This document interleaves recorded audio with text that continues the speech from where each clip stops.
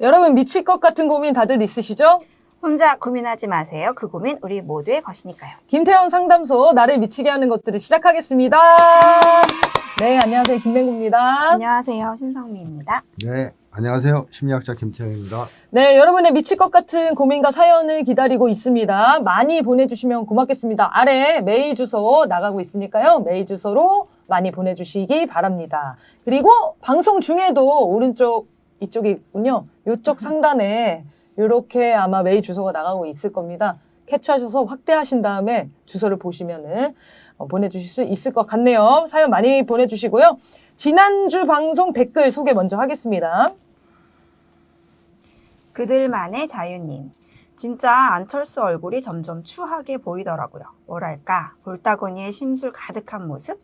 이재명 대표님이 개혁적 성향이 좋아서 지지했는데 그 성향이 다시 온순하게 길들여준다면 지지할 이유가 없어집니다.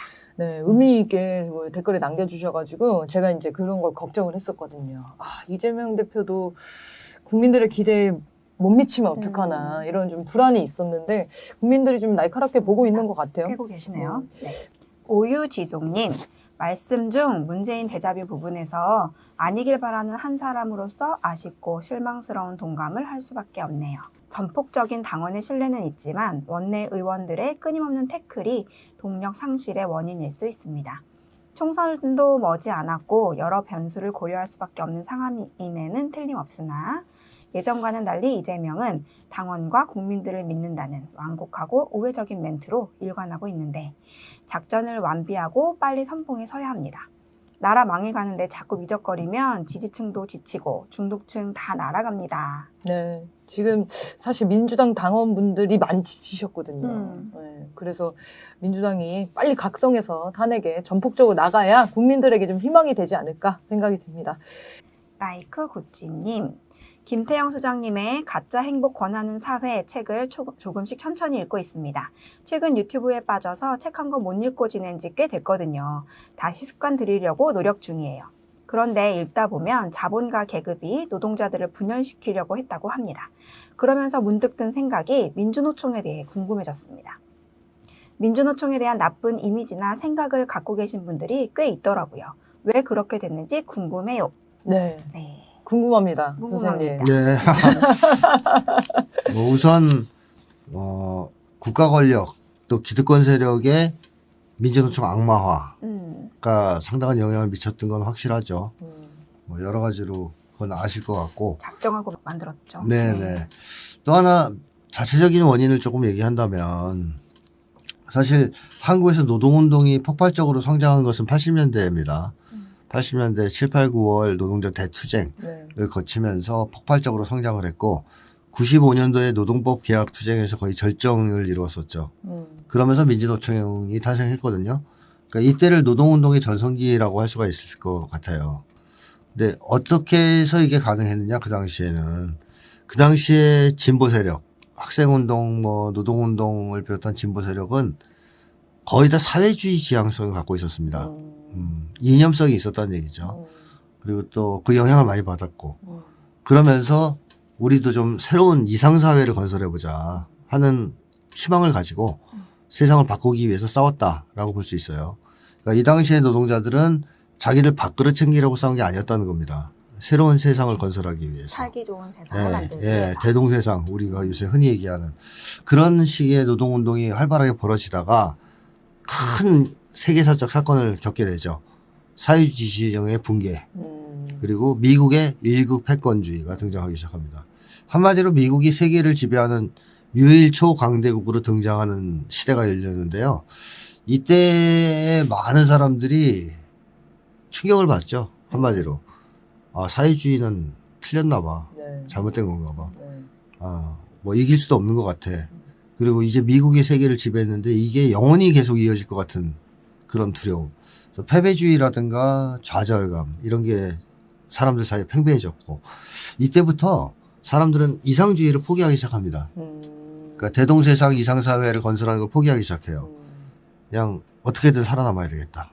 미국 한테 죽지 않으려면 알아서 좀 기자 하면서 노동운동에서 사실상 이념성이 거세되기 시작합니다. 그러니까 공익적 목적이 사라지기 시작한다는 거죠.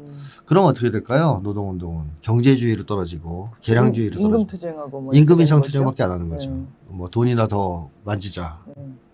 임투에 집중하게 되고 그러면서 대기업들은 대기업 이기주의로 가요. 또 자기들은 노조가 튼튼하고 유리하거든요. 그러니까 자기들 밥그릇 챙기는 쪽으로 많이 가죠.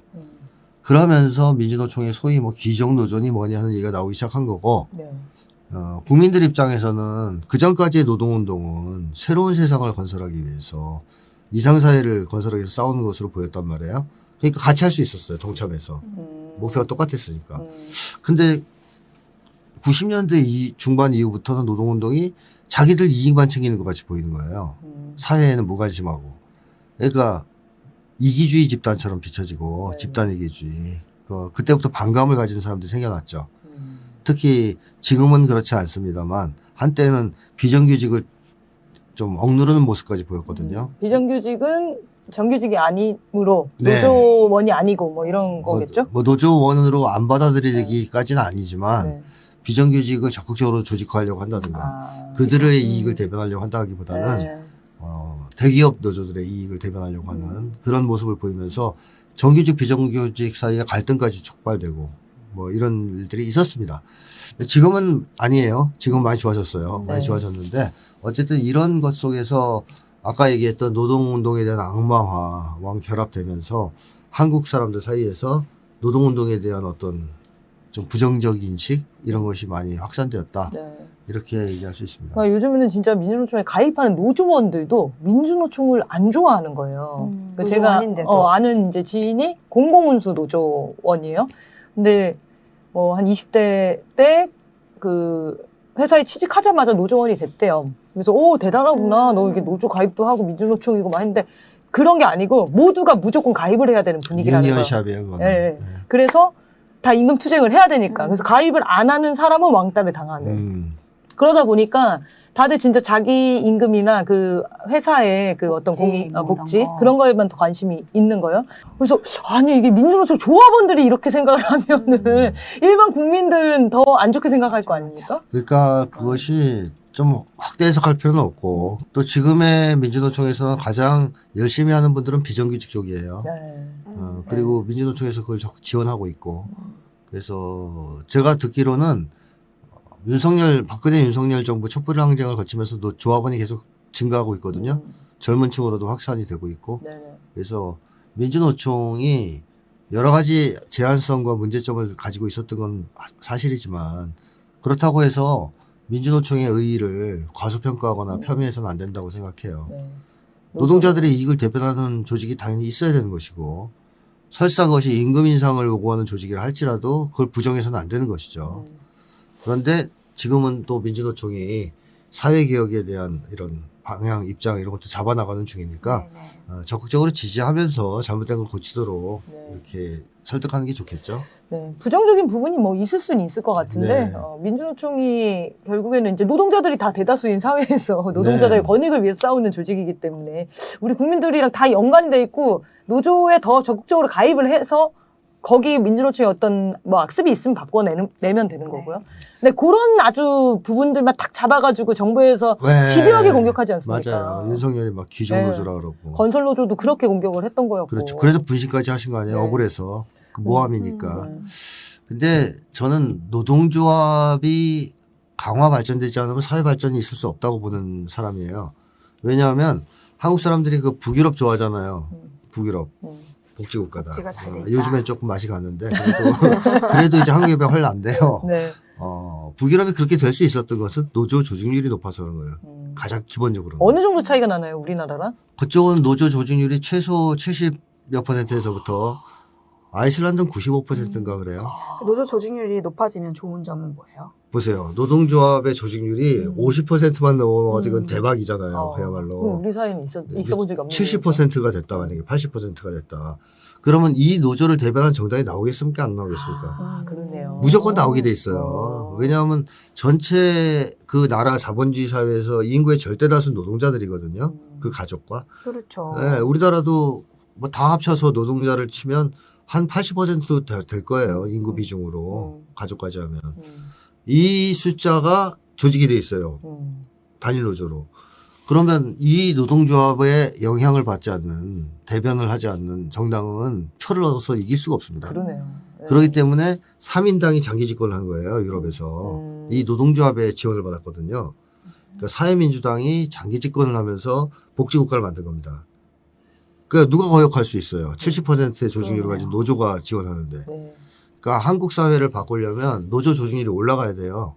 지금 양대 노총 합쳐서 10% 겨우 넘어갔어요. 네. 10%. 예전에 네. 최저성기 때는 25%까지 올라갔었거든요. 근데 지금 10%로 떨어졌어요. 근데 만약에 노조 조직률이 3, 40%만 돼도 한국 사회에서 노동조합 무시한 그렇죠. 정당은 있을 수 없어요. 네, 그렇죠. 무조건 그걸 대변하려고 할 겁니다. 따라서 한국에서 가장 어떻게 보면 어렵게 살고 있고 또 가장 세상을 바꾸기를 원하는 노동자들이 그런 세상을 만들고 싶다면 노동조합에 가입해야 돼요. 맞습니다. 노동자라면 노동조합에. 민주노총 홍보 영상 같네. 네, 어쨌든 이제 그런 그 집권층이나 이런 기득권이나 권력을 가진 자들이 민주노총을 끊임없이 공격하는 이유는 자기한테 도움이 안 된다고 생각하는 그럼요. 거죠. 그럼요. 네, 그럴수록 저희가 다 같은 편이어야 됩니다. 같은 국민이고. 더 눈에 들어온다. 네, 그럴수록. 네, 더 힘을 실어주고. 네, 그러면 좋겠습니다. 네, 그러면 본격적으로 사회 분석 시작하겠습니다. 오늘 원래 저희가 다룰 만한 사건은 아니지만 너무 전 국민의 그 이슈가 있었고 제가 너무 궁금해가지고 여쭤보겠습니다. 전청조 사기 사건 이거에 대해서 이제 얘기를 좀 해보려고 하는데 이 전청조 씨가 지금 밝혀진 걸로는 한 피해자가 15명 그리고 19억의 뭐 피해 액수다. 근데 정가 34범이라는 소리도 있고요. 구속도 한 2년 몇 개월 됐었고, 뭐, 교도소 안에서 결혼도 하고, 나와서도 결혼하고, 하여튼, 혼잡합니다. 그래서 이 전청조 사기 사건 이 전말에 대한 얘기를 할 건 아니고요. 가장 궁금한 게 이런 사기꾼이 남현희 씨 이걸 어떻게 이 정도로 속일 수 있냐라는 거였거든요. 그래서 남현희가 공범 아니냐 이런 얘기도 나오고 있고요.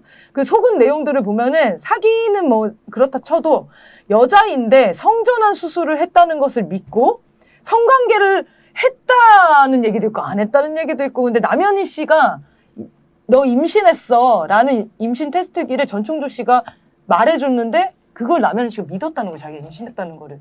누가 봐도 사기꾼 같은데 결혼까지 약속하고 그걸 또 언론에 나와서 인터뷰까지 해요. 그래서 어떻게 이런 말도 안 되는 상황들을 남현희 씨를 비롯한 여러 가지 피해자들이 이렇게 확고하게 속을 수가 있냐라는 의문이 들었습니다. 전청조 씨 어떻게 봤나요? 사람을 지배하고 조종하는 건데 네. 쉽게 얘기하면 그쵸. 두 가지 방법이 있어요. 하나는 겁을 주는 거고요. 또 하나는 의존을 하게 만드는 거죠. 근데 전청조라는 사람이 그 주먹이 센 사람은 아닌 거로 보이는데 네. 때려서 이렇게 한 건 아닐 거 아니에요? 아, 맹목적인 사랑을 줬다는 거예요. 남현희 씨 말로. 그렇죠. 그러면 결국 의존하게 만들었다는 거잖아요. 근데 의존하게 만들려면 상대방이 처음부터 의존적인 사람이든가 아니면 의존하게 만들기 위해서 자기를 불신하게 만들어야 돼요. 자기 자신을. 네. 아. 그 작업을 잘하는 것을 이제 가스라이팅이라고 보통 하죠. 네네. 가스라이팅의 핵심은 뭐냐면 자기의 사고나 판단을 못 믿게 하는 거예요. 나 분명히 아까 돈가스 먹었어. 이렇게 믿고 있는데 아니야 네가 먹은 건 돈가스 아니야. 그거는 그거는 오뎅이었어. 뭐 이러면 아닌데 네. 계속 그런 식으로 가스라이팅을 하면서 나중에는 자기 스스로 못 믿는 거죠. 내가 아까 뭐 먹었지? 그 돈가스 집 사장님한테 연락을 못 하게. 아, 그렇죠. 그렇게 물어보고 하더라고요. 싶어도. 뭐 그런 식으로 통제도 하면서 사실 네. 너를 위해서 이러는 거라 그러면서 네. 계속 그 사람이 자기를 못 믿게 만들어요. 그럼 나중에 이 사람은 어느 정도까지 가냐면 자기의 사고력, 판단력을 전반적으로 불신하게 됩니다. 그래서 상대방한테 의존하게 되죠. 네. 이게 이제 가스라이팅의 핵심이거든요. 전청조 같은 사람들은 이런 것에 아주 능숙한 사람이라고 봐야 되겠죠. 그리고 걸려드는 사람들은 당연히 자신감이나 자존감이 부족한 사람일수록 더 취약하고요. 또 고독감, 무력감, 의존심 같은 정신적인 심리적인 문제가 있을 때 더욱더 쉽게 이 사람들한테 걸려들 수 있다. 얘들이 상대방의 그런 어떤 취약성을 귀신같이 안 나? 귀신같이 포착해서 그거를 공략해요.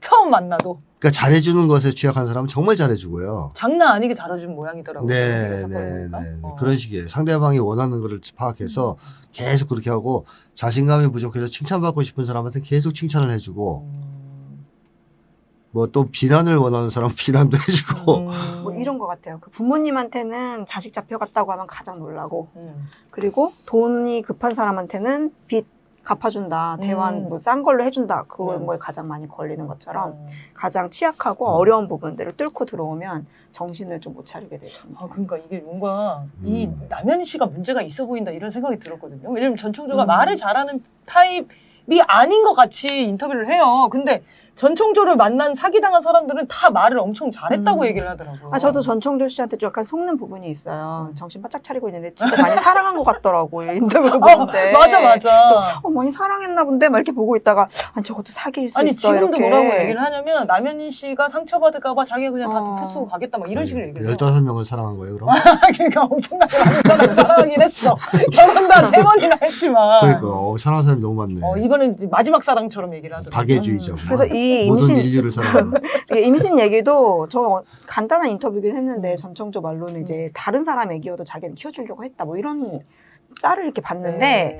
뭐 그런 건가? 뭐 이런 생각이 들고, 그러니까 저는 어쨌든 남현희 씨가 가장 그럼 취약한 게 뭐였을까? 이런 거 그러니까. 생각하면 우리가 알고 있는 수준에서는 어쨌든 둘의 뭐 사랑은 잘 모르지만 우리가 그 깊은 것까지는 그냥 알고 있는 수준에서는 어쨌든 이 전청조가 돈 하나, 돈으로 뭐 이렇게 해준 거, 그리고 또 하나는 지금 핫한 게 어쨌든 남현희 씨의 그 아카데미에서 일어난 성폭행 사건이잖아요. 성폭행 사건에 되게 전청조가 많은 해결 지점들을 줬다.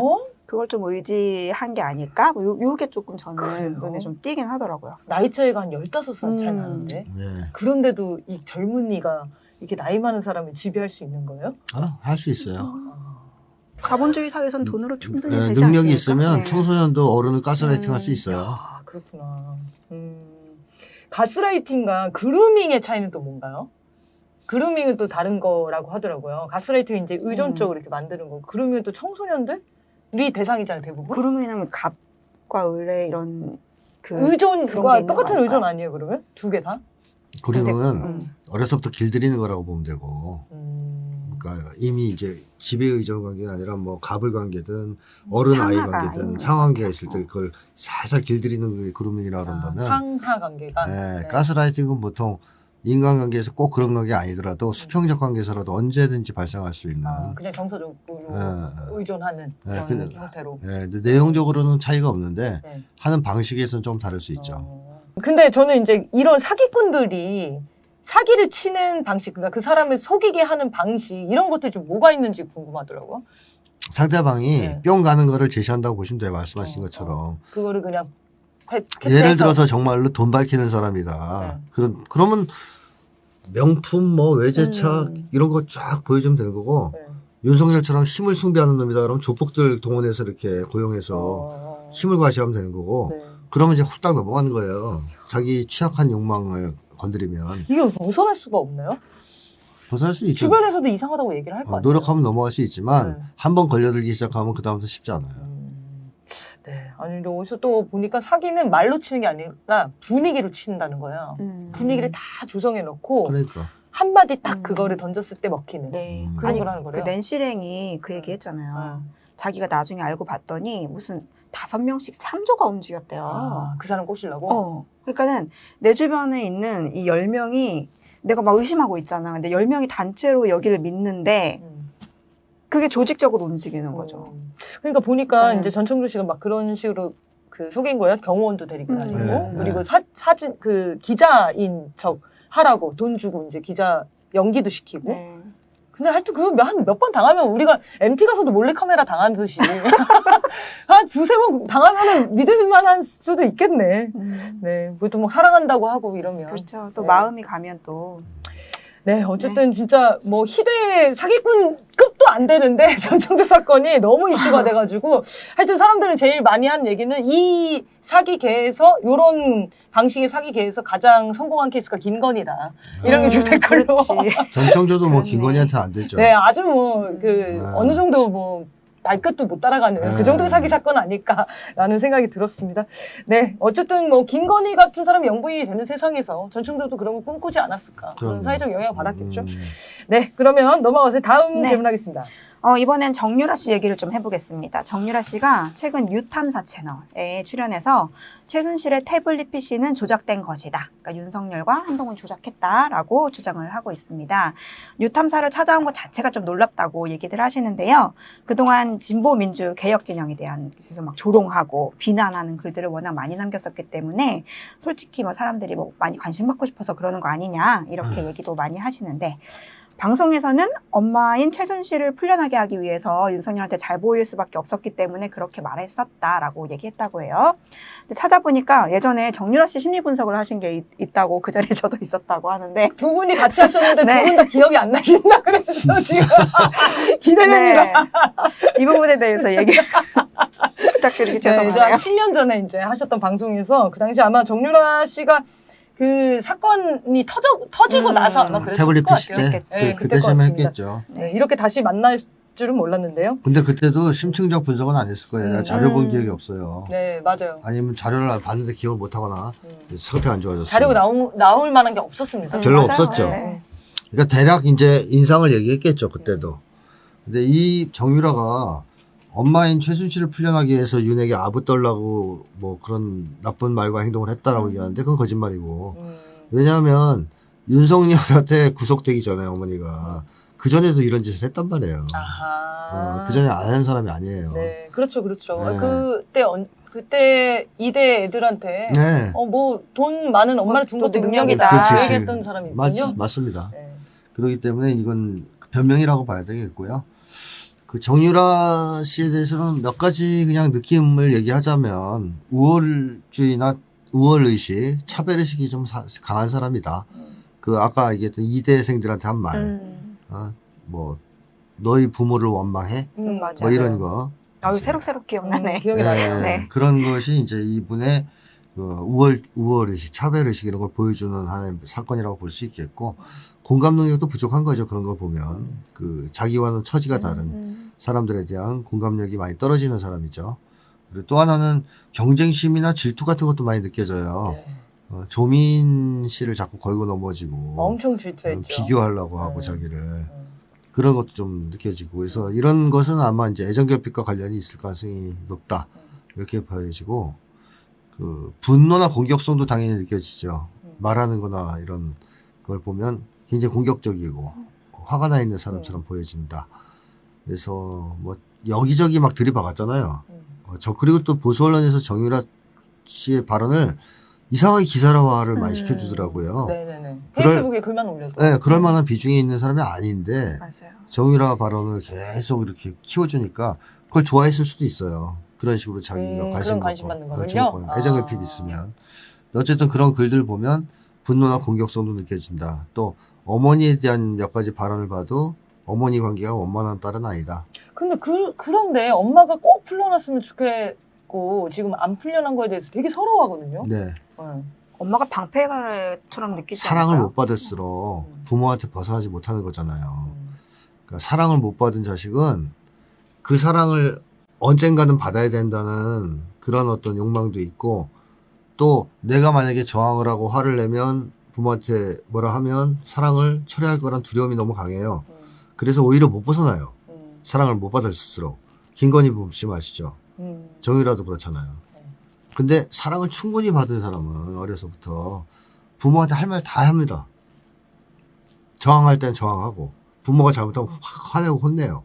왜냐? 그런다고 해서 부모가 자기한테 사랑을 철회할 거라는 의심을 하지 않기 때문이에요. 그래서 부모 관계에서 독립적이고 저항적일수록 사실은 사랑을 많이 받은 거예요. 못 받은 사람일수록 더 끌려다니고 소나기에서 벗어나지 못해요. 근데 이 사람들은 그런 두려움, 부모로부터 사랑을 잃을지도 모른다는, 버림받을지도 모른다는 두려움을 사랑이라고 착각합니다. 그걸. 그래서 막 슬퍼하고 그러는 건데 그건 진짜 사랑은 아니죠. 무서운 거죠. 오히려 그러니까 조민 씨랑 비교가 그런 부분이 되는 거였잖아요. 그러니까 어머니가 구속된 상황은 똑같은 거였거든요. 근데 조민 씨가 뭐 누구를 공격하거나 그거와 관련해서 그 엄마를 풀어달라고 막 그게 불안해하거나 그런 모습 전혀 안 보였고 정유라 씨만 계속 너만 억울하냐? 나도 억울해. 내가 더 억울해. 막 이런 식으로 그런 얘기를 해서 지금 마음이 많이 아프다 이렇게 생각을 했거든요. 네. 그리고 되게 세속적인 사람인 것도 맞는 것 같고요. 돈에 대한 욕심도 많고. 엄마가 왜냐면- 돌아오면 돈이 돌아온다고 생각할 그렇죠. 수 그럴 있을 것 수도 같아요. 있죠. 그래서 말 얘기 나왔을 때도 말할 때 돈 얘기를 막 꺼내더라고요. 얼마짜리인데 이렇게 헐값에 팔았다는 돈. 뭐. 맞아요. 그런 거 맞아요. 보면 상당히 돈에 민감한 사람인 것 같아요. 그리고 조민 씨의 그 뭐랄까 후원금? 이 1,000만 원 들어왔나? 하여튼 뭐 그랬을 때 자기한테 20만 원밖에 안 들어왔다고 막 그런 얘기 한 것도 봐서는 그런 얘기도 했어요. 되게 그런 데서 민감한 사람이다. 이 세속적인 돈 같은 거에 대해서. 그러니까 지금도 여기 방송에 나와가지고 사실 이제 계속 논란이 되고 있는데 이제 후원 계좌를 띄운단 말이에요. 유탐사 이제 그거를 서로 뭐 합의를 한 거죠. 그러니까 진정성이 떨어지는 거예요.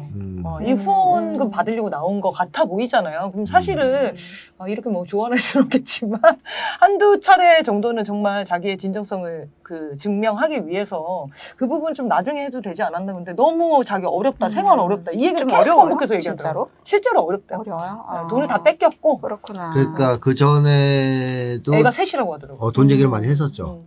그리고 이번에도 뭐 돈 얘기를 많이 꺼낸 것 같은데 네네. 그게 폭로의 원인일 가능성이 높아요. 아하. 근데 왜 끊겼을까? 박근혜가 돈을 줘야 될 거 아니에요. 그렇지. 근데 박근혜가 이제 손절했다는 얘기밖에 안 되거든요. 아이 참 정이 없네 진짜. 박근혜가 윤석열이랑 산책했잖아요. 얼마 전에. 그렇죠. 제가 그거 본 다음부터 감기 기운이 있어서 지금 상태 안 좋다고. 제가 방송에서 얘기했었는데 네. 하여튼 그 보는 순간 되게 놀랬거든요. 둘이 같이 나오니까. 기괴한 장면이었죠. 근데 그것이 뭐 이 정유라한테도 큰 충격이었을 수도 있고 그 전에 그런 흐름이 있었다면 박근혜가 선절했을 수도 있단 말이에요. 그러니까 엄마랑 자기를 박근혜가 버렸구나 이렇게 생각하겠군요. 그 구체적인 것은 돈을 안 주기 시작하는. 네. 그리고 주변에서 후원이 끊기는. 그래서 경제적 곤란을 겪는 상황이 됐다. 그러면 막 화도 나겠죠. 배신감도 느끼고. 그렇겠죠. 그런 상태에서 또 돈은 없고 그러면 이거 어떻게 하지? 내가 앞으로 먹고 살려면 자서전 같은 거 쓰면 다 괜찮던데 하나씩 터트리는 거. 그러려면 이런 데 나와서 이런 방송을 하고 자서전도 쓰고 해야 되는 거 아닐까요? 네. 옳은 방법은 아니지만 이해가 가려고 그러네요. 그러니까 이제 네. 상황이 이제 절박하다 이런 얘기인데 문제는 이런 사람의 경우에는 또다시 매수당할 위험이 있어요. 저쪽에서 돈을 더 많이 주면 또 말을 바꾸겠죠. 아니 그러니까 그래서 보수 쪽에 나가서 돈을 벌 방법을 찾아볼 수도 있는데. 근데 그쪽에서 들리는 소문에 많이 끊어졌답니다. 그래요. 예.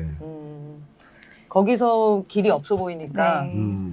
사실은 여기서 이런 얘기를 한다는 것도 참 대단한 용기 같아 보이는데 진보개혁 진영으로 찾아와서 한 이유는 뭐 돈이구나. 그러니까 배신감, 돈 뭐 이런 것일 가능성이 매우 높다.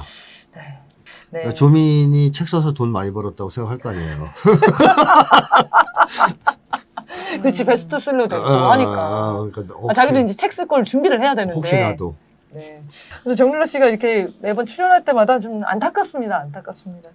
네. 어쨌든 뭐 아이 셋을 기르는 엄마의 입장으로 뭐 이해해달라고 얘기하시던데 그 내용은 이제 유탐사 가셔서 여러 방송 확인하시면 될 것 같습니다. 네. 윤석열의 최근 행보에서 이해가 안 되는 일들이 막 벌어지고 있습니다. 윤석열이 어떤 분야를 강조하면 강조할수록 그쪽 예산이 삭감되는 일들이 지금 벌어지고 있어요. 예를 들면은 윤석열이 지방 분권과 균형 발전을 이루겠다라고 했더니 국힘당에서 김포를 서울시로 편입하자라고 했고 이게 같은 날 있었던 일이라고 하더라고요. 8월 달에는 또 윤석열이 해경을 강화하자 이렇게 했더니 해경 예산은 또 대폭 삭감됩니다. 돈이 없어서 연구 못한다는 말 안 나오게 과학 분야 지원하겠다라고 한 거에 대해서는 또 연구개발 예산을 3조 원 삭감해버리고요. 그러니까 이런 걸 보고 요새 윤석열에 적은 윤석열이다 해서 윤적윤이라고 부른다고 하네요. 그래요? 윤적윤 현상이 지금 계속 나타나고 있는데요. 윤석열이 대놓고 뻔뻔하게 거짓말을 하는 것인지 아니면 국가정책을 윤석열이 아니라 천공 또는 김건희 혹은 국정농단 세력처럼 이런 다른 세력이 결정하고 있는 것인지 자기 말을 그대로 부정하는 이런 현상 좀 어떻게 봐야 될까요? 네. 윤석열의 저주. 윤석열이 말하면 저주가 저주가 걸린다. 천공에게 뭘 받았는지 저주가 생긴 것 같아요. 아니 윤석열의 국정기조는 일관성이 있죠. 국민들 호주머니 털어서 자기 배를 불리겠다. 뭐 이거 아니에요? 장모 주머니에 채워주겠다. 뭐 이런 게 윤석열의 일관된 국정운영 기조인데 그걸 노골적으로 내세울 수는 없지 않습니까? 국민들을 향해서. 그러면 거짓말을 해야죠.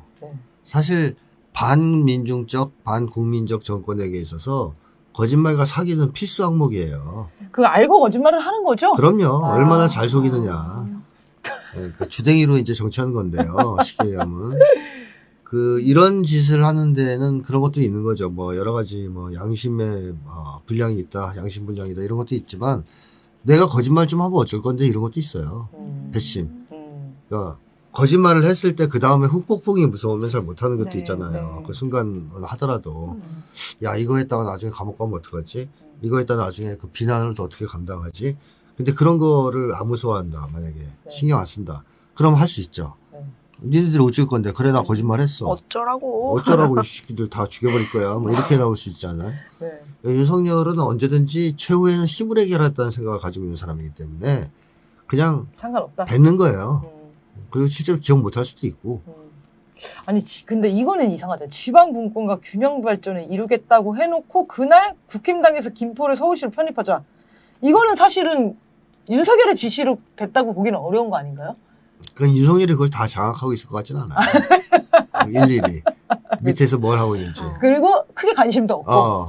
술 먹느라 바쁘셔가지고 R&D 삭감했는지 증액했는지 알 게 뭡니까? 그러면 사실은 그 연산물도 자기가 쓴 게 아닌 가능성이 높잖아요. 그렇죠. 그러니까 중거리 그대로 읽는 걸로. 그렇죠.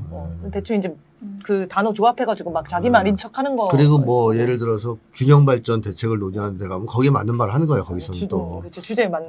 그래놓고 뭐 나중에 안 하는 거 하는지 안 하는지 그건 제가 신경 쓸 일이 아니고 저는 윤석열은 정치에 사실 별 관심이 없다. 중요한 거에 대해서는 결정을 했지.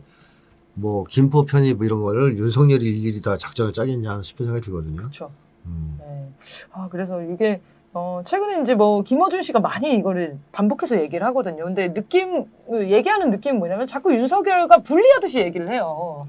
그러니까 무슨 배후 세력이 윤석열 대통령의 뜻과 다른 것들을 하고 있다. 그런 식의 표현이 전에도 여러 번 있었거든요. 그러니까 뭐 김태호가 국가안보실을 장악을 하고 계속 이 일본 간첩질을 하고 있는 사람이 있다. 이런 간첩설을 자꾸 제기를 하는데 자꾸 윤석열을 분리시켜서 얘기하는 게 좀 저는 이해가 안 됐어요. 윤석열이 말씀하신 대로 몰라서 안 할 가능성이 높은 것 같은데 자기가 말한 것도 기억 못할 게 뻔하고 완전 모르고 할 수가 없는 거잖아요. 중요한 것들은 알겠죠. 뭐 예를 들면은 그 보궐선거 그건 자기가 아니까 공천한 거 아니에요. 그렇죠. 그래서 얘 내보내면 이길 수 있어 이러고서 큰 소리 치고 내보낸 거 아니에요. 그러니까 그런 거 중요한 것들은 자기가 챙기겠지만 그 자세하게 이런 거 기억도 못할 거라는 거죠. 뭐. 그래서 이제 국정농단 세력이 막 여러 세력들이 지금 막 판에 치는 거 아니냐, 뭐 기재부 세력이 생긴 거 아니냐, 뭐 이런 얘기가 그건 원래부터 있었고요. 기재부 세력은. 그렇죠. 관료 세력들이 있는 거고. 그건 문재인 정권 때도 있었죠. 이참에 기회다 싶어가지고 자기 마음대로 다들 하는 거 아닙니까? 그럴 수 있어요. 그럴 수 있죠. 충분히 있죠. 예전에 박근혜 국정농단 터졌을 때 어르신들이 말씀하시는 게 박근혜는 몰랐지 않냐 이러면서 박근혜 편 들어주고 막 그랬잖아요. 그런 건 아니겠지. 윤석열 편이 누가 그러니까 이제 이런 거지. 막 김포를 편입시키기로 했어요. 그러면 그래? 그게 뭔데? 그럼 그게 국토균형발전이에요. 그러면 나도 그렇게 오케이 잘하고 있어. 뭐 이런 사람이잖아 윤석열이. 약간 뭐냐면 서술어는 모르고 그 단어 몇 개만 조합되면 얘랑 같은 얘기네 이렇게 좀 이해하는 것 속여먹기 같아요. 좋고 밑에 있는 그 모피안이 이런 애들이 있다면 자기들 한복 잡기 딱 좋은 사람인 거죠. 그러네요. 하여튼 윤석열 거 한 신기만 안 건드리고 챙겨줄 것만 잘 챙겨주면 속여먹기 딱 좋은. 뭐 설사 들켜도 뭐 별로 신경 안 쓸 수 있는 그런 사람이다. 근데 김포가 서울시 되면 김포 땅값이 오르는 김포 땅값이 오른다는 얘기가 있는데 잘 모르겠습니다. 해양 도시가 된다고 하잖아요. 해양 도시. 서울시가 해양 도시가 된다. 김포에 땅을 좀 사놨나. 그러니까 김포에 땅 있는 거 아니냐. 아니면 천공. 이거 두 개 말고는 해명이 안 되잖아. 왜 갑자기 김포예요? 광명도 아니고. 이거 다 하든가 주변에. 그러니까요. 그래서 지금 아마 나올 것 같습니다. 김포에 땅이 있는 것 같아요. 누군가의 땅. 그래서 이거 던지고 땅값 올랐을 때 빨리 팔고 지금 빠지려고 하는 것 같습니다. 그런 느낌입니다. 네, 그러면 다음은 이게 원래는 저희가 이제 여러 번 다뤄보려고 하다가 시간이 없어서 몇 번 못 다뤘던 건데 네. 오늘은 좀 다뤄보겠습니다. 최근에도 계속 일어나는 사건들인데 그 데이트 폭력에 대한 보도들이 막 늘어나고 있어요. 그래서 14년을 사귄 여자친구 직업이 공무원인 줄 알고 있었는데 호프집 직원이었다는 사실에 배신감을 느껴서 여자친구를 살해했어요. 이런 일이 있었고 자신을 집착남이다라고 불렀다는 이유로 여자친구 얼굴을 폭행하고 머리채를 잡고 끌고 온 남자도 있었고요. 동거녀와 말다툼하다가 죽여봐라 못 죽이지 하는 말에 여자친구를 살해한 사람이 있었고요. 이혼 후에 재결합을 기대했는데 그 부인이 이제 반찬도 그래도 싸다 주고 막 이렇게 챙겨줬는데 재결합 안 해준다고 부인을 살해하는 일도 있었습니다. 요즘에 이런 보도들이 굉장히 많이 일어나는데 불특정 다수에 대한 이제 폭력, 이런 칼부림 사건들도 문제지만 사귀는 사이라는 건 이제 사랑하는 사이인데 어떻게 이런 사랑하는 사람에 대한 폭력을 저지를 수 있는가. 물론 진짜 사랑은 아니라고 하시겠지만 네, 그러겠죠. 그렇지만 진짜 사랑으로 시작했을 수도 있는 거 아닙니까? 아니요. 절대 그럴 가능성 없죠. 네. 네. 자, 이 가짜 사랑이라고 봐야 되겠고 사랑하는 사이라고 볼 수 없죠. 그냥 연인 관계라고 할 수 있을지 몰라도 둘이서 통속적으로 말하는 한국 사람들의 정신 건강이 악화되면 그 가장 큰 부작용은 뭐냐? 사랑의 능력을 상실하는 거예요. 그러니까 정신 건강이 안 좋다라면 사랑의 능력을 그만큼 잃었다라고 봐도 무방해요. 자, 사랑의 능력을 상실한 사람들이 제대로 된 사랑을 할 수 없겠죠. 네. 그러면 여기서 사랑에 대해서 잠깐만 얘기하면 사랑도 여러 대상에 대한 사랑이 있지만 인간에 대한 사랑은 독특하죠. 다른 대상에 대한 사랑과 다릅니다. 인간에 대한 사랑은 기본적으로 인간 본성을 사랑하는 겁니다. 좀 쉽게 표현하면, 이거 어렵다는 사람들 쉽게 표현하면 사람을 왜 사랑하냐? 인간이라서 사랑하는 거예요. 인간이라서. 네. 인간은 인간이라서 사랑하는 거예요. 개는 개를 사랑하는 사람은 개가 개라서 사랑하는 거 아니에요, 일단? 근데 요즘에는 개를 걔가 인간 같아서. 인간으로 살아가는 개가 고양이 같아서 사랑할까요? 그러진 않죠. 고양이 같아서 사랑할 거면 고양이 사랑하죠. 개가 개라서 사랑하는 겁니다. 건강한 사랑을 얘기하는 거예요. 좀 전에 말씀하신 거는 그거 다 가짜 사랑이고. 네. 진짜 사랑의 본질은 그 대상이 그 대상이기 때문에 사랑하는 거예요. 인간이 인간이라 사랑하는 거고 산이 산이라 사랑하는 거지 다른 게 아니거든요. 그렇다면 사랑의 본질은 상대방의 본성, 인간을 인간답게 해주는 인간 본성을 사랑하는 거고 그걸 아껴주고 위해주는 건데 이 가짜 사랑을 하는 사람들은 그런 사랑을 할 수가 없어요. 그래서 어떤 사랑을 하냐면 이기적인 사랑, 도구적인 사랑을 합니다. 즉 어떤 대상을 자기 이익이나 자기 욕망을 충족시켜주는 또는 실현시켜주는 도구로서 사랑하는 거예요. 자, 도구로서 사랑한다면 이 사랑은 어떤가요? 자기중심적인 사랑이고 이기적인 사랑이잖아요. 네. 따라서 상대방이 그 도구로서의 가치를 상실하면 어떻게 됩니까? 쓸모가 없네요. 쓸모가 없어지죠. 버리기도 하고.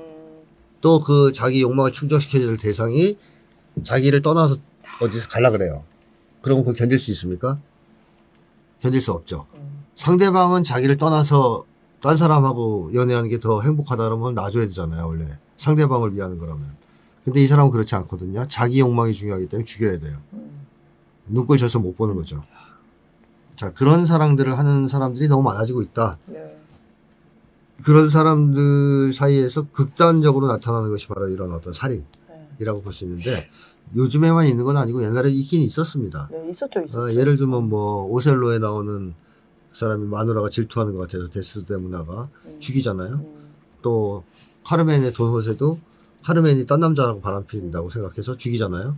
이런 게 옛날에도 있긴 있었어요. 근데 옛날에 좀 드물었다면 지금은 좀 많아지고 있다. 요즘 너무 많아요. 네, 그게 이제 그만큼 사람들의 정신 건강이 옛날에 비해서 나빠졌다는 걸 보여주는 증거고 또 어떤 분들은 남자만 그러려니 생각하는 분들인데 그렇지도 않아요. 남녀 간에 이거는 별 차이 없어요, 제가 볼 때. 다만 남자들은 주먹을 쓴단 말이에요. 순간 화가 나면 때리고. 그러니까 이제 이렇게 살인, 네. 폭행 이런 거 나타나잖아요. 여자들은 그렇지 않아요. 전청조식으로 간다든가 예, 말로 네. 계속 상대를 지배해서 피폐화시킨다든가. 그러니까 남녀가 쓰는 공격 무기가 좀 달라요. 그래서 그렇지 사실상 그렇게 성별의 차이도 크지는 않다. 그냥 살인이냐 아니냐의 문제는 네, 아니네요. 네, 네, 그렇습니다. 그런 현상들은 다 보편적으로 지금 일어나고 그렇죠. 있는 거죠. 건강한 사랑을 하지 못하는 것이 가지는 문제점이죠. 근데 여기 14년을 공무원인 줄 알고 만났다는데 14년 동안 버텼다는 거는 그래도 좀 뭐라고 어떤 사랑을 그러니까 이 사람은 여지라도 뭘 사랑한 거예요? 공무원이라서 공무원이라서. 그 가치를 사랑한 거예요. 도구. 야, 그러니까 예를 들면 너 귀족인 줄 알고 내가 사랑했는데 천민이네 죽어잖아요. 그러면 뭘 사랑했냐? 인간이라서 사랑한 게 아니라 귀족이라서 사랑한 거죠. 그게 자기한테 주는 효용성이 있었던 거죠. 네, 그걸 상실했다고 생각하니까 화가 나서 견딜 수가 없는 거고. 그걸 배신이라고 생각했던 거죠. 네. 뭐 그걸 뭐 속인 여성도 사실은 뭐 14년간이나 속였다면 문제가 있는 건데 네. 어쨌든 남자 입장에서도 그 사람을 진짜로 인간이라서 인간으로서 사랑했다라고는 볼 수 없는 것이 그거 바뀌었다고 해서 본성이 바뀐 건 아닐 텐데 죽였다는 것은 제대로 된 사랑, 건강한 사랑을 못했다는 증거죠. 질투와 시기가 있잖아요. 질투는 뭐 우리 흔히들 나도 하고 뭐 맹구 씨도 하고 해본 적 있을 텐데, 그러니까 아 저걸 나도 못 가져서 갖고 싶다. 나도 저런 거 해보고 싶다. 나도 사랑해보고 싶다. 이런 뭐 진한 관계를 맺어보고 싶다. 이런 마음은 누구나 좀 가질 수 있지만 내가 못 가진 걸 가졌다고 그 사람을 죽이고 싶다. 싶은 마음까지 드는 거 이거는 그러니까 더 이제 정신이 피폐해지는 거죠. 병들었다는 숨을 증거죠. 병들은 거죠. 네. 질투는 기본적으로는 정상적인 감정이라고 봐야 되겠죠. 왜냐하면 남녀 관계는 다른 사랑의 관계하고 달라서 폐쇄적이잖아요. 그러니까 독점적이에요. 그러니까 다른 관계는 아버지가 첫째를 사랑하고 둘째를 사랑하면 안 되고 이런 게 아니죠. 여러 명을 사랑해도 상관없잖아요. 근데 남녀 관계, 이성 관계는 그렇지 않죠. 1대1 간의 약간의 약속 관계란 말이에요. 네. 서로 사랑을 했을 땐 다른 사람은 사랑하지 않겠다는, 너만을 사랑하겠다는 약속의 기초에서 만들어진 관계란 말이에요. 따라서 이 관계가 됐을 때, 되거나 됐을 때 다른 대상에게 한눈을 판다면 질투심이 생기는 건 당연한 거고 정당한 권리거든요. 근데 그게 너무 과도해서 상대를 감시한다든가 뭐 스토킹한다든가 아니면 괴롭힌다든가 이런 죽인다든가 이것은 당연히 병적인 거죠. 거기까지 가기 전에 그 정도의 행실을 했다면 그 사람은 신의가 없는 사람이고 사랑이 식은 것이니까 사실은 헤어지는 게 맞죠. 뭐 그게 마음이 아프든 뭐 얼마나 아프든 간에. 근데 못 헤어지는 거지. 못 헤어지는 것은 병이죠. 네. 그때는. 그거는 그 사람을 사랑한 게 아니란 얘기예요. 아니 요즘 진짜 못 헤어지는 사람들이 있어요. 네. 서로 뭐가 안 맞아요. 너무 괴롭혀. 보면은 거의 학대 관계예요. 근데 끊지를 못해 그 관계를. 그거는 네, 이따가 싸우는 심리학 편에 더 자세히 나올 것 네. 같네요. 네, 그러면 이어서 오늘 싸우는 심리학 얘기를 하겠습니다. 방금 나온 그 얘기들이랑 다 이제 연결이 될 텐데 현대 자본주의의 특성에 대해서 지난번에 이야기를 나눴고요. 오늘은 이런 자본주의가 만든 현대인의 심리를 다뤄보도록 하겠습니다. 네. 현대인의 심리 뭔지부터 얘기를 시작하면 좋을 것 같아요. 네. 감정적으로 먼저 말씀을 드리면 뭐 심리라고 하면 여러 가지가 있지 않습니까? 감정, 감정. 욕망, 성격 등등이 있는데 일단 감정 차원에서 말씀드리면 현대인을 지배하는 대표적인 세 가지 감정은 고립감, 무력감, 권태감이죠. 그래서 고립감은 오늘날은 다들 알고 계시겠지만 개인 간 경쟁 사회입니다. 에리프롬 표현을 빌자면 이렇게 할 수 있어요. 인간은 상대방을 파멸시키느냐 아니면 파멸당하느냐 하는 기로에 서게 되었다. 한마디로 상대방과 개인 간 경쟁을 해서 죽기 아니면 죽는 이런 상황이라는 거죠. 게다가 고립된 개인에게 모든 것의 성패는 자기 자신에게 달려있다. 한마디로 이러한 생존 불안, 개인 간 경쟁을 개인 단위로 고립돼서 한다는 거예요. 그러니까 자본주의 사회에서는 아주 간단하게 얘기하면 돈 못 벌면 죽는 거예요. 자기 가족까지 죽는 겁니다. 이게 굉장히 사람들을 괴롭히는 거죠. 고립적 생존 불안. 이게 이제 고립감인데요. 자, 이런 상황에서 사람들이 이기주의자가 되지 않을 수 없어요. 일단 나부터 살고 봐야 되니까. 살아야 되니까. 네, 죽을 것 같으니까. 그리고 저 사람을 안 죽이면 내가 죽으니까 인간에게 우호적일 수가 없어요.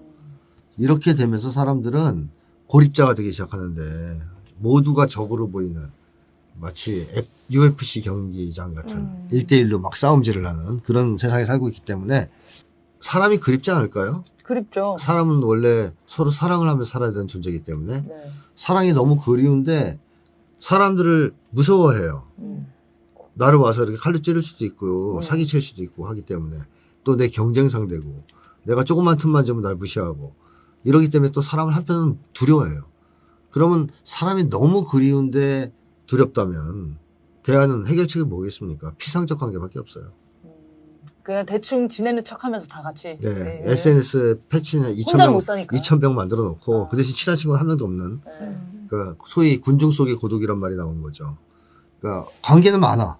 그리고 지극히 많은 관계를 맺으려고 해요. 네. 다방면적으로. 그걸 좋아하고. 하지만 진짜 좋은 관계, 건강한 관계는 거의 없는 이런 상황에 처하게 돼 있다. 이런 게 이제 고립감의 이제 문제고, 무력감은 앞에서도 얘기했지만 고립감과 밀접한 관련이 있습니다. 사람이 개인으로 고립되면 힘이 없잖아요.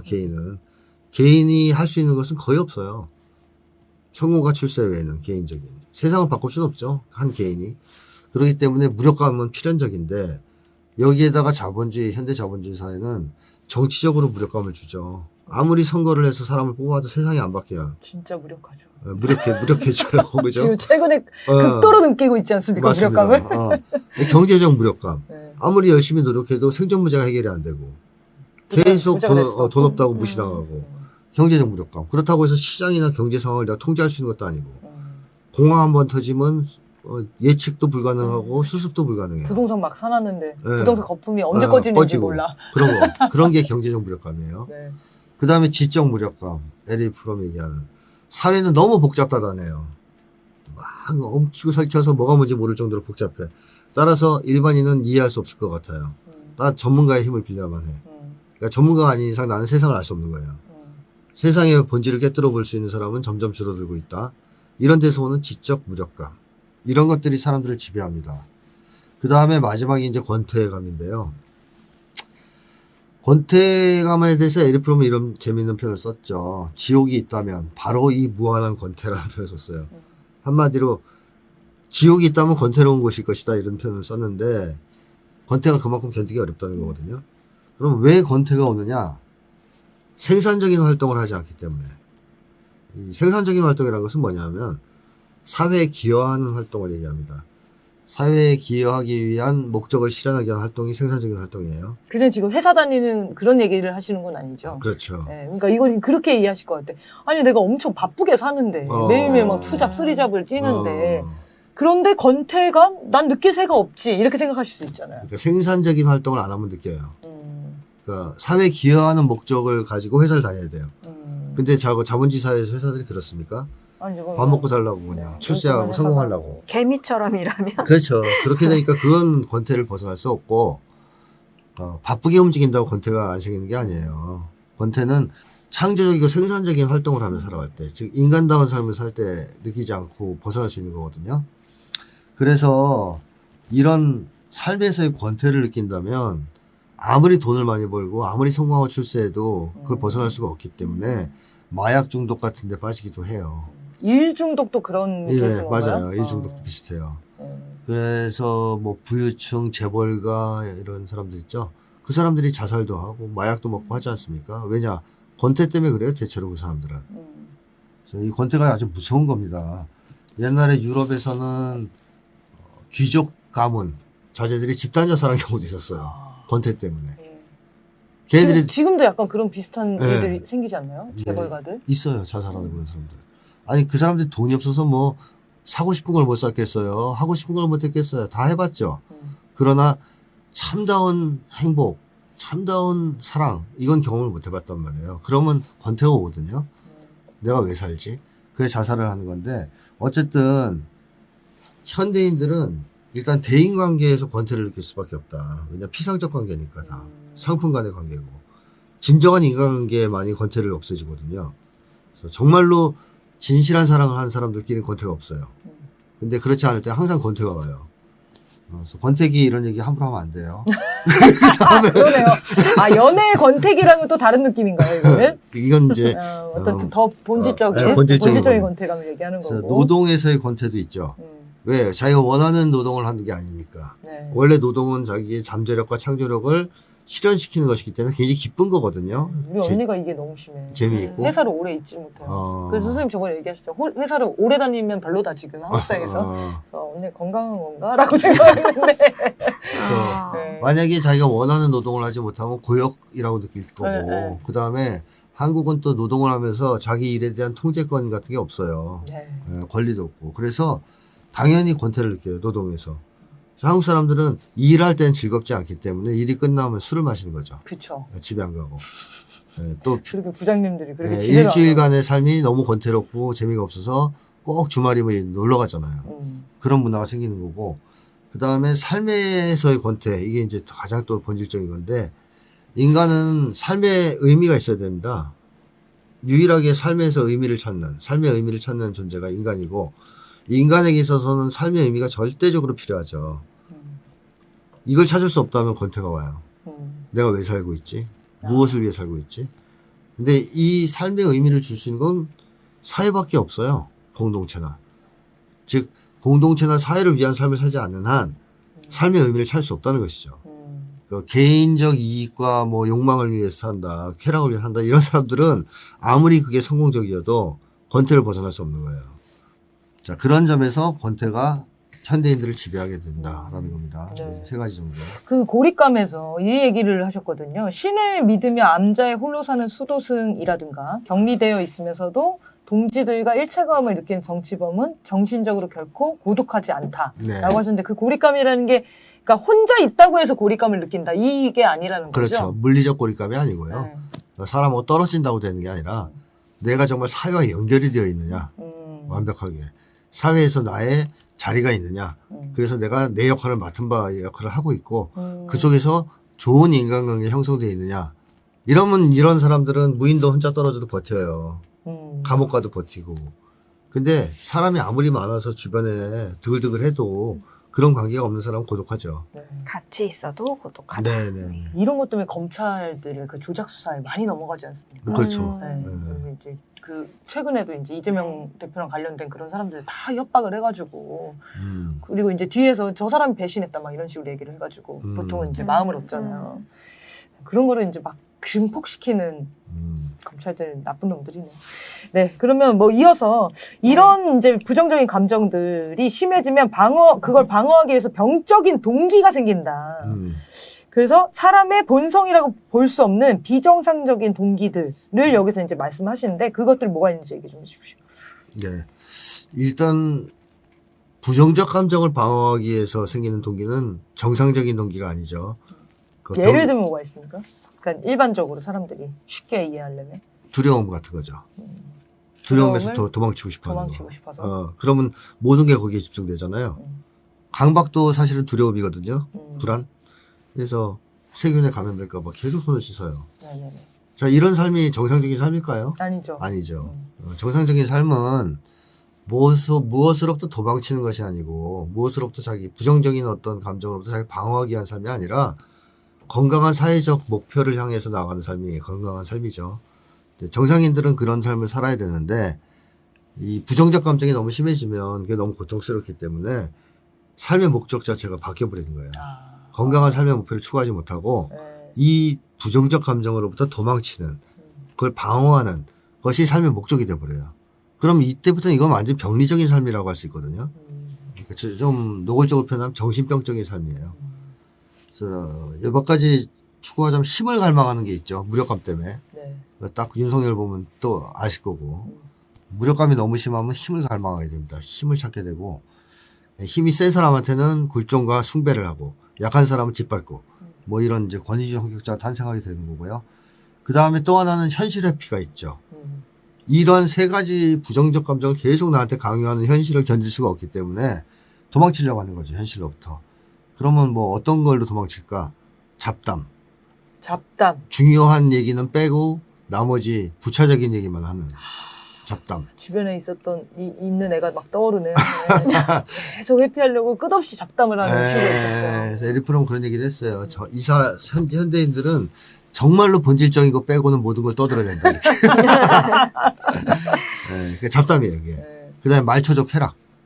뭐, 술이든 뭐든 마약이든 뭐 이제 뭐 맛있는 먹는 거든 이런 데 빠지는 거죠. 그 다음에 대중매체 요즘엔 그 쾌락을 주는 것으로서 넷플릭스라든가 뭐 이렇게 엄청나게 아. 해피하게 딱 용이하죠. 그다음에- 끝없이 볼 수 있으니까 그렇죠. 영상을. 이어서 이어보기 뭐. 네.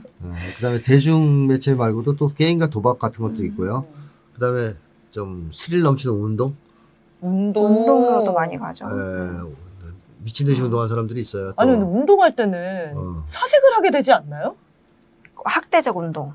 아까 그 막 정도로, 엄청 예. 힘들게 막 그리고 여기서 또 이제 그 특집이 얘기하는 건 그 스릴 넘치는 거 있죠. 위험한 거. 위험한 거. 그런 거 네네네. 그렇죠. 네. 자기 몸을 번지 다칠 점프 수도 있는 같은 그런 거. 진짜 현실을 저는 그런 거왜 회피하는 하는지 거. 모르겠어요. 그것이 이제 스릴을 못 느껴서 그런 거야? 살면서? 살아있음을 못 느껴서 그래요. 살아있으면 못 느껴서 그런 거야. 네. 갑자기 너무 슬퍼졌어.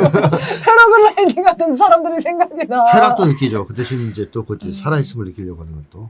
좀 이따 그것도 잠깐 얘기할 건데, 그리고 또 하나는 대세 추종을 하는 성향이 생기고요. 여기 재밌더라고요. 예. 왜냐면 이제 현대인들은 아주 뭔가 아주 독특하고 지금 여기 사무실 홍대인데 홍대만 가도 난리예요. 너무너무 독특해가지고 막 그런 개성을 뭐 이렇게 한다고 봐야 되는 거 아니냐. 그래서 그 개성 추구를 왜 하느냐. 네. 개성을 잃었기 때문이야. 아니 그럼 진짜 개성 있는 사람 가만히 있습니까? 개성 있는 사람은 그렇게 외관적 개성을 추구하지 않아요. 보여지는 거에. 예. 진짜 개성은 뭐냐면요. 공통성을 기초로 한 자기만의 특징이 개성이라고 봐야죠. 그 사람의 고유한 특징. 별난 거 말고. 별난 거 말고. 그러니까 예를 들면 우린 다 똑같은 인간이잖아요. 이 인간으로서 공통성에 기초해서 자기만의 색깔이 있는 게 개성이거든요. 네. 근데 인간이 아닌 놈과 인간은 개성을 비교할 수 있나요? 없죠. 안 되잖아요. 그러니까 사람하고 개를 놓고 뭐가 더 개성적이에요? 이건 안 되잖아요. 똑같은 사람을 놓고만 할 수 있는 거 아니에요? 그렇다면 인간의 개성은 원래 뭐냐면 인간성을 전제로 해서 인간 본성을 다 갖고 있는데 그 발현 정도나 뭐 이 표현 정도가 굉장히 독특하다. 매력이나 뭐 이런 그렇죠. 거군요. 그런 개인적 특성이 개성이 되는 거잖아요. 네네. 근데 그런 게 없다. 나는. 네. 남들과 다 똑같은 것 같다. 나는. 그럼 이제 머리 밀어야지. 그러면 뭔가 차이를 내야 되잖아요. 머리를 밀든 코를 뭐 이렇게 들든 수술을 8번을 하든 자기만의 특징. 그래서 요즘에는 어떤 걸 개성이라고 생각하냐면 차별성. 그것도 외형적 차별성. 그렇죠. 그걸 개성이라고 착각하는 사람도 있어요. 이렇게 무슨 개성이에요? 그런 점에서 다 똑같은데 또. 그래서 에릭 프롬은 뭐라 그러냐면 로봇이 되었다 그러죠. 수백만의 다른 로봇과 동일해진 로봇. 그러면 고독감을 안 느껴도 되니까 이렇게 대세를 쫓으면 산다는 것이고 엉터리 개성이다 이것은 자아상실에 기초한. 근데 사실 사람들이 그렇게 개성을 추구하는 것 같아도 유행이라는 큰 틀 안에서만 추구한다는 사실을 한번 생각해 보세요. 예를 들면 모두가 슬리퍼 신는 게 대유행이에요. 그거 아니면 막 찐따 취급당하고 그래요. 근데 그때 구두 신고 다니는 사람은 진짜 훌륭한 사람이잖아요. 근데 그렇게 안 하지. 슬리퍼 중에서 독특한 슬리퍼. 슬리퍼 진짜. 그렇잖아요. 이게 얼마나 사실은 대세 추종이에요. 그렇죠. 거기서 벗어나기 그 안에서 쉽지 않죠. 벗어나려고 하는. 남들이 다 아이폰 써. 그러면 아이폰은 써야 되는데 아이폰에다가 기스를 낸다든가 아니면 뭐 껍질을 이쁜 걸 붙인다. 이런 걸 하는 거 아니에요? 그러면서 케이스가 발달했지. 네. 그래서 사실상 그것은 개성이 아니라 그야말로 자아상실을 개성상실을 보상하려는 몸부림이다. 필사적인 그렇게 얘기를 하는 거고요. 그 다음에 또 하나는 인간 상품이 되는 거죠. 스스로가. 나는 상품이야. 그러니까 나를 끊임없이 개발해야 잘 팔리니까 학원 다녀야 돼. 자기개발 계속하고 나를 좀 알려야 돼. SNS에다 막 알리고. 그 다음에 자기를 평가할 때도 나는 시장에서 얼마나 잘 팔리는 사람이지? 잘 안 팔리네. 난 죽어야 돼. 잘 팔리네. 나는 훌륭한 사람이야. 이런 식으로 이제 대하는 거.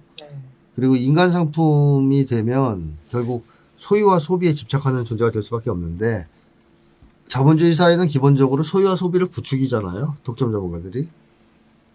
게다가 그것들이 불안을 방어하는 무기가 될 수도 있고요. 소유와 소비가.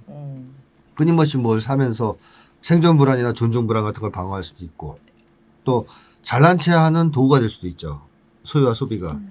난 이렇게 비싼 식당에서 밥 먹어. 뭐 이런 거 있잖아요. 호텔에서 난 뭐 먹어. 그러면 그 자체가 서열 경쟁 수단이에요. 나는 서열이 높다는 걸 보여주는. 그런 점에서도 소유와 소비에 집착하게 되고 또 내적인 공허감이나 허무감 때문에라도 소유와 소비에 집착하게 된다. 이렇게 이제 에릭 프롬은 얘기했습니다. 네. 그러니까 이런 게 지금 현대인들한테는 너무 다 있어가지고 아마 공감하시는 분들 많으실 것 같아요. 네. 그러니까 이런 과정들을 통해서 몇 가지 대표적인 성격들을 갖게 된다고 하더라고요. 여러 부분이 공감되실 것 같은데 주변에 이해되지 않은 사람들, 연구가 떠오른 사람들도 좀 의문이 풀리실 것 같고요. 네. 이런 성격에는 좀 어떤 종류가 좀 있을까요? 네, 에릭 프롬은 성격을 사회적 성격이라고 그랬죠. 네. 일반적으로 심리학에서 얘기하는 성격은 개인차를 얘기합니다. 개인 간의 다른 점을 설명하는 툴로서 성격을 언급하는데 에릭 프롬은 소셜 캐릭터라 해가지고 사회적 성격이라 해서 집단 성격을 얘기합니다. 집단 성격? 모든 사람들이 공유하고 있는 성격. 아. 다수의 사람들이. 네네. 그러니까 사회가 만들어내는 집단적 성격인 거죠. 음. 그래서 자본주의 사회가 되면 자본주의 사회에 맞는 사회적 성격들이 대세가 되고 많이 이제 그다음에 뭐 봉건 사회는 또 그런 사회에 맞는 사회적 성격이 만들어지고 이렇게 본 건데요. 이 성격의 핵심은 뭐냐 하면 욕망이에요. 인간 심리의 핵은 욕망이거든요. 네. 그러니까 욕망이 중심이 돼서 나머지가 그렇게 규정된다고 보면 돼요. 핵이에요, 핵. 이 비정상적인 그 동기들 예. 이거에 대해서 따르는 유형들이 생기는 거예요? 그 욕망이 네. 감정 반응을 결정하고 음. 사고 방식을 규제하고 그러면서 전체 심리를 구조화시켜요. 음. 그래서 프로이트도 계속 요 얘기를 하긴 했어요. 그 프로이트는 물론 이제 성역설을 주장했기 때문에 이드 같은 걸 자꾸 떠들어서 그렇지. 그 욕망이 성격의 핵이라는 것은 사실 프로이트도 알고 있었던 거거든요. 네. 그거에 의해서 구조가 만들어진다는 거예요. 이게 무질서하게 분할돼서 막 움직이는 게 아니에요. 그렇게 되면 그건 분열이죠. 구조화돼요. 그러면 그걸 컨트롤하는 핵심이 뭐냐? 욕망이에요, 욕망. 그래서 이 사회적 성격도 욕망을 중심으로 구조화된다고 보시면 되는 거고, 그러면 몇 가지가 있냐면 권위주의 성격, 대세추종적, 쾌락지향적, 시장지향적 성격이 있는데 다 핵은 욕망이라고 보시면 돼요. 자, 그럼 권위주의 성격의 핵은 뭘까요? 욕망은 힘에 대한 추구예요. 네. 힘에 대한 맹렬한 추구. 이 욕망이 이걸 좌지우지하는 거고. 그럼 감정은 어떤 감정이 이 사람들은 느끼느냐?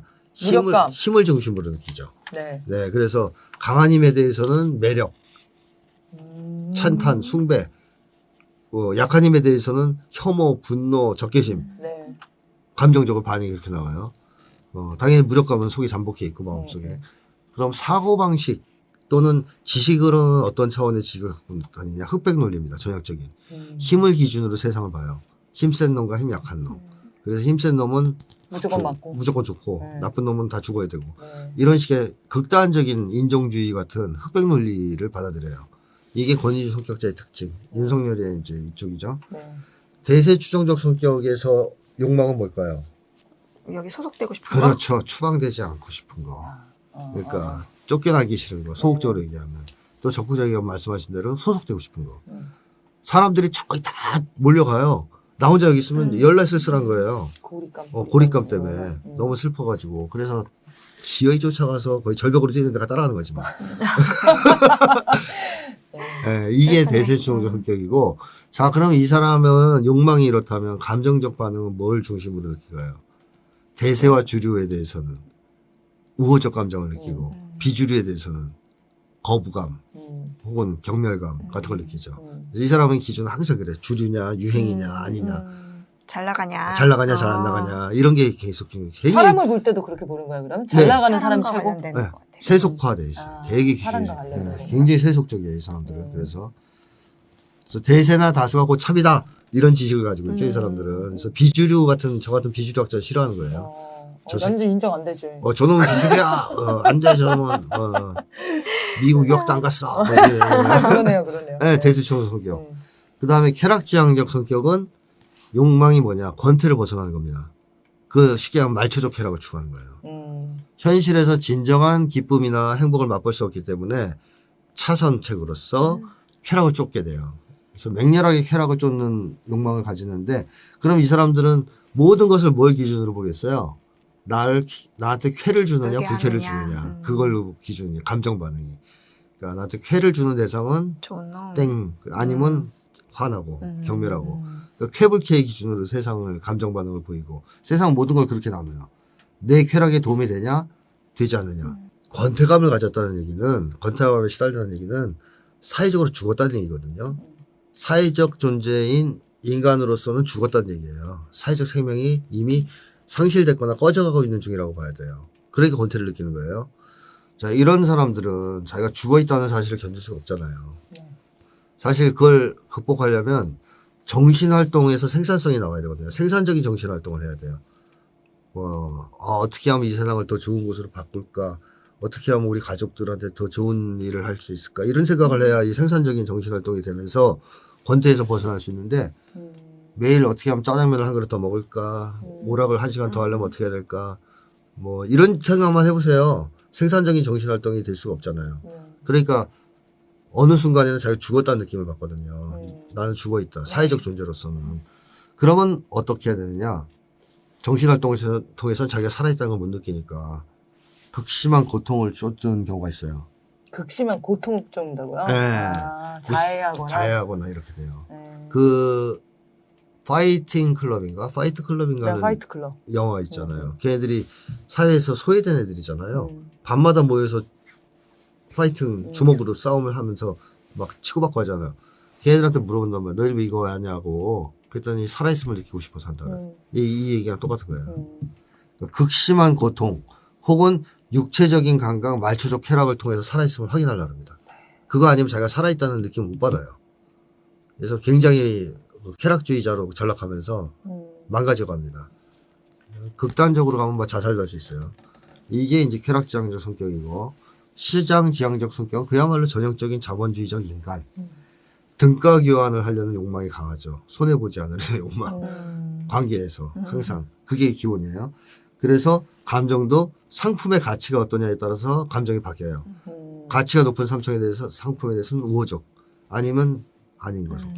연예인도 뭐 이성균 같은 사람 좋아하고 뭐 드라마 한 편 출연료 1억씩 받으니까 월 드라마 한 편 출연료 10만 원 받는 사람들 있잖아요. 보통 배우는 싫어해요. 감정적으로 상품 가치에 따라 변한단 말이에요. 자식도 공부 잘하면 너무 이뻐. 왜? 상품 가치가 높으니까. 공부 못하면 상품 가치가 떨어지니까 싫어해. 뭐 이런 식으로 인간을 상품 가치로만 보는. 그리고 세계관은 당연히 지식은 돈 중심 지식 세계관을 갖고 있습니다. 모든 것을 돈을 기준으로 보는 세계관. 그러니까 이런 사람들은 그야말로 사랑에 대한 기대는 거의 포기하고 살죠. 어차피 내가 상품이고 다 상품이고 시장이 돈이면 지배하는 되나 이런 세상인데 건가요? 무슨 사랑이 가능해? 누굴 믿을 수 있겠어요? 그냥 등가 교환이나 하시면 되지. 그러니까 연애를 할 때도 손해 안 보는 선에서 만나면 사랑이 싹 터요. 그러니까 레벨 맞추면 사랑이 딱 터, 이 사람들. 그게 사랑은 아닌데 막 감정 막 조작할 수 있구나. 상품으로서의 인간에 대한 사랑이에요. 네. 그러니까 인간이라서 사랑하는 게 아니라 상품이니까 사랑하는 거예요. 그 상품 가치를 상실하면 사랑은 당연히 식죠. 변하죠. 데이트 폭력 사건. 아까 그 사건이 이런 내용이 있네요. 그렇죠. 시장지향적 성격을 이런- 가진 사람이 이 네 가지 성격을 거의 다 갖고 있다고 보시면 되는데 네 개를 다 가지고 있어요? 다 갖고 있는데 뭐가 우세하냐? 아, 그런 차이인가요? 뭔 좀 약하냐? 그러니까 대부분 다 갖고 있다. 네. 정신적으로 문제가 있으면 현대인들은 그러니까 사실 아니라고 딱 얘기할 사람 별로 없을 겁니다. 그렇죠. 근데 문제는 이거를 극복하기 위해서 노력을 열심히 하고 또는 뭐 사회를 바꾸기 위해서 싸우는 사람들은 이런 데서 많이 자유로워져 있죠. 훨씬. 그래서 바꿀 수 있는 거죠? 바꿀 수 있죠.